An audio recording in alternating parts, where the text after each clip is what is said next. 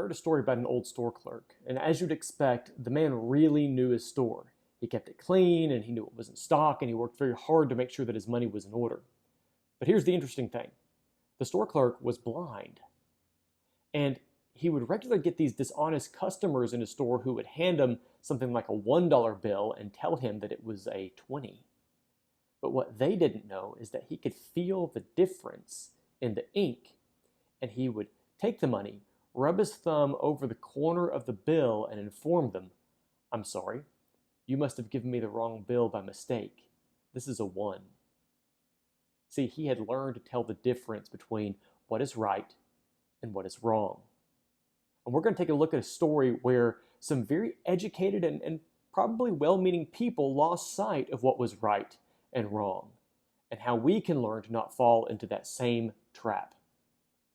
So in Mark 7, it opens with Jesus, and he is surrounded. A bunch of religious experts had come from Jerusalem up to Galilee, and these guys are asking Jesus about his followers. See, they had a problem with him. His followers had not gone through the hand-washing ritual before eating. Now, this isn't the same thing as washing your hands for hygienic purposes like what we do. We wash our hands to be physically clean, getting the dirt and bacteria off. These Jewish law experts, they were concerned about spiritual cleanness.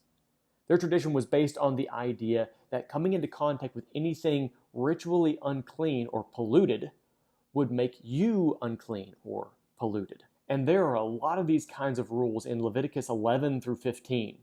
And that's just the beginning. But over time, people studied these laws and drew conclusions based on the laws and made up new rules in addition to the old ones.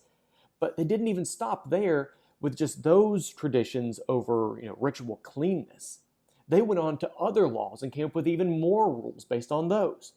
And all these traditions and rules got so wrapped up in the law that they were designed to protect and support that they actually ended up starting to get in the way of the law itself.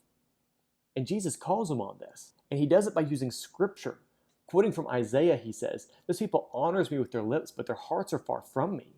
Basically, you talk like you care, but your heart isn't in it. Then he says, "In vain do they worship me, teaching his doctrine the commandments of men." Or, your worship is meaningless because you teach what men say, not what God says. Then he explains how keeping their vow to make financial offerings to the temple was seen as more important than caring for their parents. This tradition, or this vow, was keeping them from caring for and respecting their parents, which God commands his people to do. After this encounter, Jesus turns to his followers and explains, there's nothing outside a person that by going into him can pollute him, but the things that come out of a person pollute him. He continues by asking, don't you see that whatever goes into a person from the outside can't pollute him? Because it doesn't go into the heart, but into the stomach and is expelled. And he concludes by saying, what comes out of a person pollutes him. For from within, out of the heart of a man comes evil thoughts, sexual immorality, theft, murder, adultery, coveting, wickedness, deceit, sensuality, greed, malice, arrogance, foolishness. All these evil things come from within, and they pollute a person. I think that we recognize that these things are bad. We aren't likely to defend things with labels like sexual immorality, murder, or slander. And I don't think the Pharisees would have done that either. I do believe the Pharisees would have heard that list and agreed, yes, those things are bad. However, the Pharisees, they would also go on to support the crucifixion of Jesus, where the religious leaders envied the popularity of Jesus and the support that he had. Then they said terrible things about him, lied about the things that he did, all while plotting to have him killed. That's greed, arrogance, malice, deceit, murder. And they might recognize those words as evil, but somehow they miss that their actions were evil. And I gotta ask, do we do the same thing? I think that if you question those men who killed Jesus about their actions, they would have defended them. They would have said that it was legal or reasonable or right. But justifications and excuses don't make evil behavior right. Evil is evil no matter what excuse or tradition is used to support it.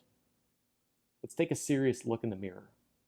Ask yourself, am I making excuses for evil? Do I hold on to those things that are dangerous or harmful to me? We have to learn to tell the difference between what is right and what is wrong. Jesus gives us a list of evil things that come from the heart in Mark chapter 7, verses 21 and 22.